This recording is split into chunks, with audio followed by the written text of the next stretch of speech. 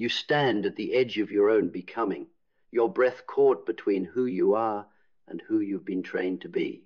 In that stillness, a question stirs a question so simple, yet so profound that it can pull you out of the echo chamber of expectation and plant you firmly in the presence of your own soul. 1. What part of me lives in shadow and why? Think of the parts of you you hide, the fierce longing, the wild grief, the unspoken rage, the creative impulse you swallow before it can breathe. Jung called it the shadow, the unloved, unaccepted, unacknowledged parts of yourself that you stuffed into boxes marked don't feel, don't ask, don't be. But shadows aren't prisons. They are treasure chests, locked for protection, misunderstood as danger. And inside them lie the parts of you that are most alive. Ask yourself, which feelings do I silence to stay good? Which dreams have I buried because they felt too loud, too impossible, too not me? Which truths about me do I avoid admitting even to myself? These questions aren't meant to shame you. They're meant to guide you back to yourself, because every part you've hidden contains the medicine your life is waiting for. Whose voice am I still obeying? And what would happen if I spoke my truth? If you listen closely, you'll hear it. A voice coaxing you to fit in, to comply, to continue a story that wasn't even yours. It might sound like your parents, your culture, your school, the social media chorus, but it's not theirs anymore. It's yours, looping on autopilot. Here's the question Jung would press you to feel in your bones. What would it look like if you refused to obey? What relationships would crumble? Which choices would you make differently? How would it feel to live according to your own inner compass instead of borrowed roadmaps? The answer is not chaos. It is clarity. When you stop obeying the wrong commands, you reclaim the authority to build your life from the ground of your own desire. Then, what does my soul demand I do with my one wild, irreplaceable life? There's a fierce part of you that knows. You were not born to survive, you were born to become. The flames of your aliveness flicker behind the mundane routines and self-doubt, whispering, do not waste this one wild flame. Carved not in perfection, but in alignment. These three questions, shadow, obedience, soul, are not a test. There is no right or wrong. They are a call, a summons from within to step off the treadmill of expectation and step into the fire of your own becoming. You may feel trembling. That's good. That means you're alive. You may feel fear. That's good. It signifies a gate is opening. You may feel grief for the self you lost. That's sacred, because grief is the price of resurrection. So return to yourself. Burn the stories you didn't choose. Reclaim the questions whose answers live in your marrow. This is not self-help, it's soul help. Trust the fire. Follow the questions. Your life is the answer. Let's go deeper into the silence beneath the questions, because clarity doesn't come from information.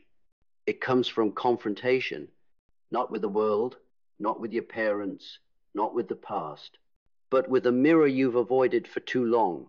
What part of me lives in shadow and why? Not just the part you're ashamed of, but the part that's threatened the comfort of others, the child who wanted too much, the teen who loved the wrong thing, the adult who keeps wondering if this life, this version of you, is all there is. You weren't wrong for wanting more. You weren't broken because you didn't fit. The box was too small, the story was inherited, the silence wasn't yours. Your rage, sacred. Your longing, holy. Your confusion, a sign that the spell is breaking. That's what Jung meant. The shadow isn't your enemy. It's your exiled self, waiting to come home. And now it's banging on the walls you've built. So what happens when you stop patching the cracks? When you stop pretending the ache is just tiredness, or stress, or life being hard sometimes? What happens when you name it for what it is, a soul screaming to be seen? You stop obeying. Whose voice am I still obeying? And what would happen if I spoke my truth?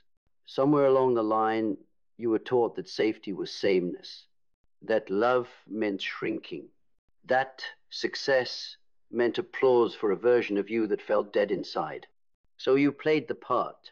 You wore the costume. You said what they needed to hear. And now you don't recognize your own voice because it's buried beneath obligation, guilt, politeness, survival. But there's a deeper voice beneath the noise. It doesn't scream. It doesn't beg. It waits. And when you finally let it speak, even if your knees shake and your world tilts, it doesn't just heal you. It resurrects you. And that's the moment everything changes. Because once you taste the truth, you can't go back to starving. You stop asking, what should I do? You start asking, what sets me on fire? What does my soul demand I do with my one wild, irreplaceable life? Not your job, not your image, not your resume, but your life, your heartbeat, your breath, your one shot to burn through this world awake. You don't need a plan, you need a pulse.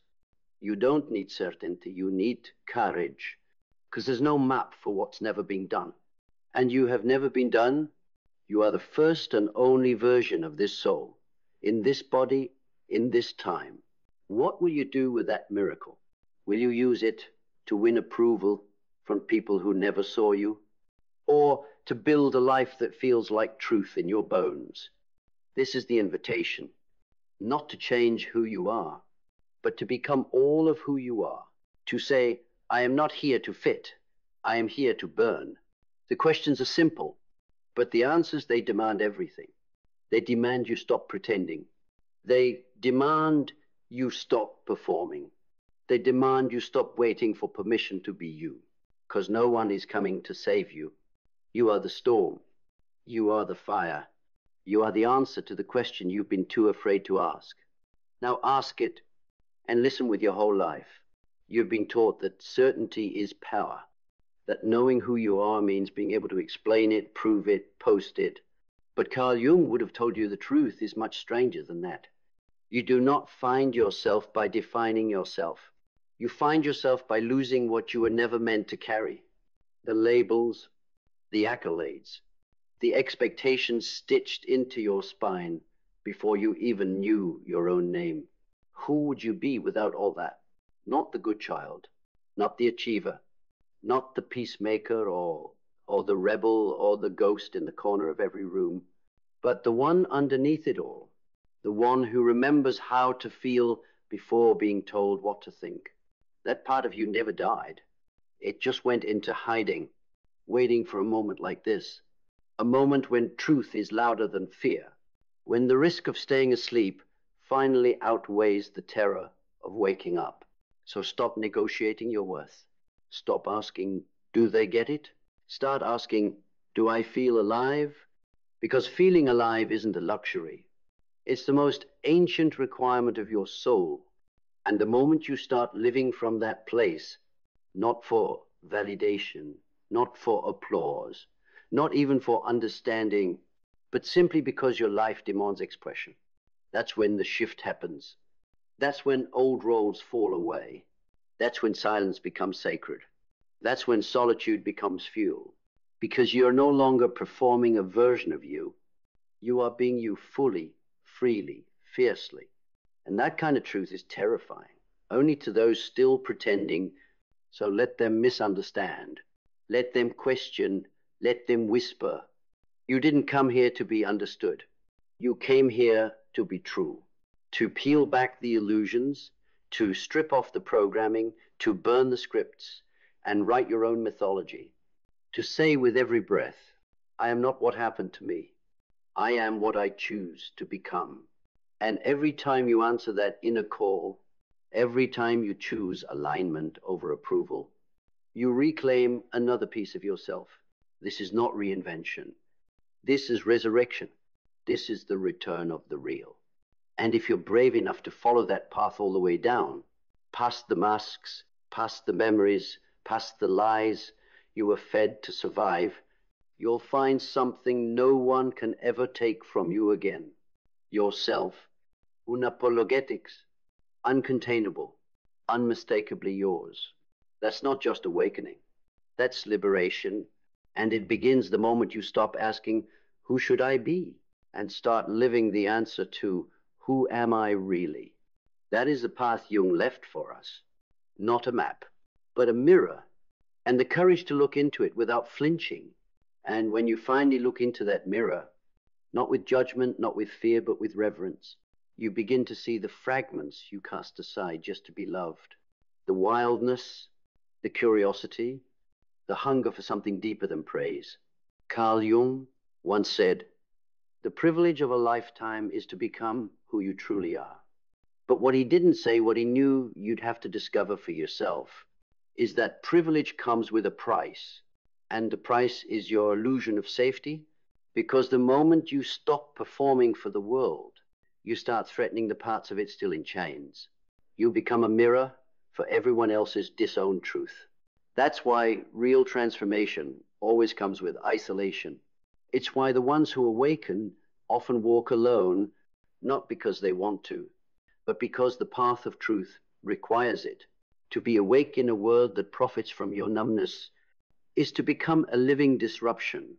But make no mistake that disruption is medicine. You are not here to blend in. You are not here to be palatable. You are here to break patterns, to end generational silence, to embody everything they told you was too much, because you were never too much. You were only too true for a world built on denial. And that truth, your truth, is not just a whisper. It's a battle cry from the bones of your ancestors who were silenced, erased, diminished. So when you reclaim your voice, you don't just heal yourself, you heal the entire bloodline. This is not poetic. This is spiritual warfare. And it starts with the questions Jung would have begged you to ask. What have I pretended not to know about myself? What masks do I wear to survive love that isn't real? And what part of me am I still betraying just to be accepted?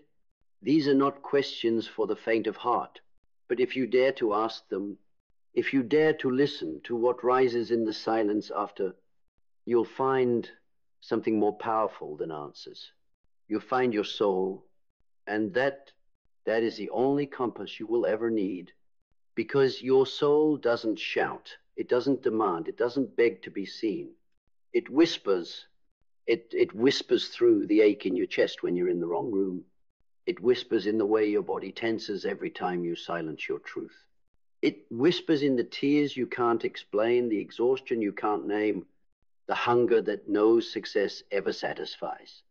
And you know what it's saying, don't you? It's saying, enough. Enough of shrinking to fit the mold. Enough of calling survival self-development. Enough of hiding your essence behind curated masks and pretty lies. You weren't born to be perfect. You were born to be whole. And wholeness means owning every part of you. Not just the polished version you show the world, but the wild, raw, unfiltered truth of who you are. It means looking your shame in the face and saying, you do not own me anymore. It means forgiving the parts of you that coped, that stayed small, that abandoned your dreams just to keep the peace. And it means reclaiming the parts they told you were dangerous. Your intensity, your voice, your vision. You weren't too much. They were too numb to hold you. But now, you are the one who must hold yourself, because no savior is coming. No one is going to hand you back your soul. No one is going to validate your realness enough to make it safe. You have to choose it. You have to choose your authenticity, like your life depends on it, because it does. And when you do, everything changes. Not instantly, not painlessly, but irrevocably. You will lose the approval of those who only knew your mask. You will grieve the versions of yourself that were never really you. But in that loss, you will find peace. You will find power. You will find the clarity that only comes from standing in your own skin, unshaken, unashamed, and undeniably alive. This is not the easy path.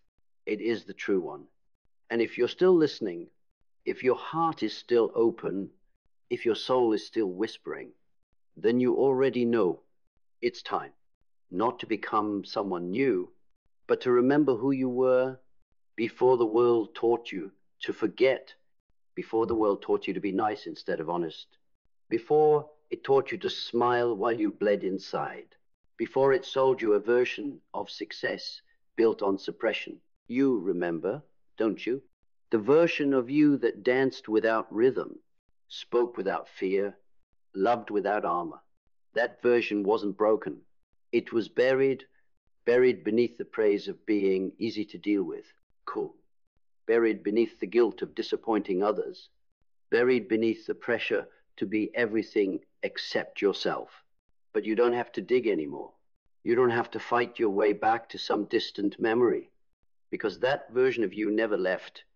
It's still there under the noise, beneath the conditioning, waiting patiently for the moment you say, I'm done performing, I'm done pretending, I'm done disappearing. That moment is now, not tomorrow, not when it's convenient, not when you've earned permission from people who never knew the real you.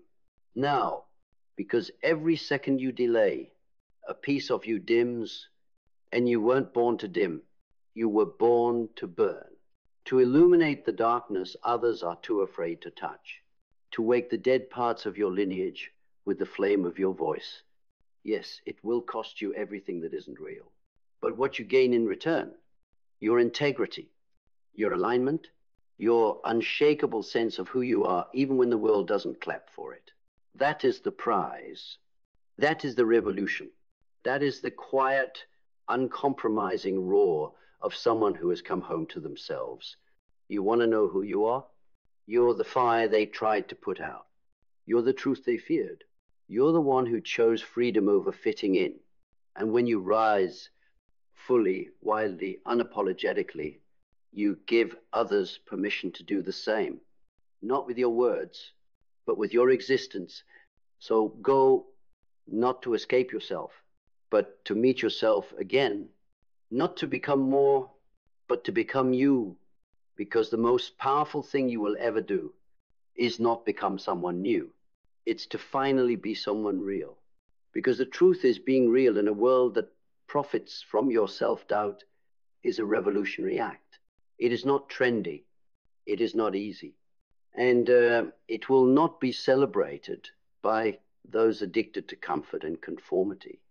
But it is sacred, because when you stand in your truth, you shatter every lie that ever told you to shrink. You break generational chains, not with violence, but with presence, with the quiet, grounded power of saying, this ends with me. The mask you wore wasn't weakness, it was survival. But survival is not living. Living begins the moment you say, I'm no longer available for the version of me that kept everyone else comfortable while I drowned in silence. You weren't born to play a supporting role in someone else's story. You weren't born to be polite at the expense of your passion. You were born to disrupt, to provoke, to awaken, to embody a kind of self-respect so deep it intimidates anyone still outsourcing their worth. That's the cost of truth. That's the weight of authenticity. But that's also the reward. An unbreakable, unshakable relationship with yourself. And in the end, that's what saves you. Not the applause, not the validation, not the external wins. It's the moment you look in the mirror and see you, not the mask, not the role, not the performance, just you, clear, whole, fierce, free. You want peace? Then stop chasing perfection. You want clarity? Then stop silencing your soul for the sake of being accepted by people who abandoned their own. And if you're scared, good. That means you're close. Because the doorway to your real life is always guarded by fear. But beyond it, a life that doesn't just look good but feels like home. A life that doesn't beg to be validated because it was chosen by the one person who matters most, you. So here you are, standing at the edge of everything they told you to be and everything you really are. And now you have a choice. Stay asleep in the dream they sold you, or wake up and walk the path that was always yours. Not the loudest path, not the easiest, but the truest, Because no one is coming to give you permission to be real.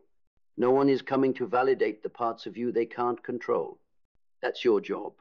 That's your sacred task. To burn the costume, to bury the script, to look your past in the eyes and whisper, "Thank you for the armor, but I don't need it anymore. You are not too much. You are not broken. You are not wrong for wanting more than survival. You are the dream your ancestors never had the words to speak. You are the wild one, the truth teller, the fire starter. So go, now, not to find yourself, but to remember yourself. And when the world tries to tame you again, when it begs you to shrink, to apologize, to hide, stand taller, speak louder, burn brighter, because this time you know exactly who you are, and you are no longer afraid to be seen.